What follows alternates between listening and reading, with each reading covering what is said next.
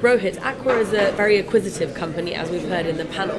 Can you outline to me where you see geographically the focus being when it comes to your acquisition strategy? Well, geographically, I think we see Africa as a new rising star in our portfolio. This is outside of GCC. Obviously, GCC continues to be our mainstay, and Turkey as two main regions where we are going to be focusing a lot.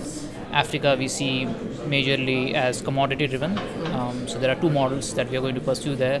The traditional power business model, which is driven by utilities entering into long-term contracts, and there's also in Africa commodity business driven model wherein we serve, rather than a government utility, we serve a commodity business, like for example companies like Vale, who are developing a coal mine in Mozambique. Mozambique is one example of an African country which is rich in resources, commodities, and another example is we are doing a similar captive power plant for a company called Amplats in South Africa for their platinum facility.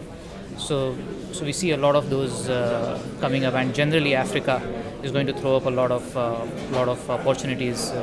And I'm sure over time it will also throw up acquisition opportunities. Okay, Africa is obviously more on the emerging market side. I know that also Turkey is a keystone in your acquisition strategy. What are sort of the factors or the characteristics of the country that draw you into that market when it comes to acquisitions?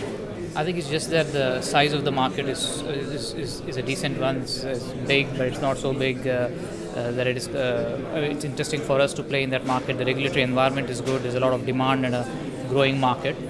Having said that, though, it's not an easy market, so we typically screen a lot of opportunities. I think our team out there has probably screened about a couple of dozen opportunities for acquisitions. A lot of developers in the market, but when we get down to the real deals that we are doing, they're not a lot, but we still continue to see that as a very interesting market, and I think it will be so for the next few years. Great, thank you very much. Thank you.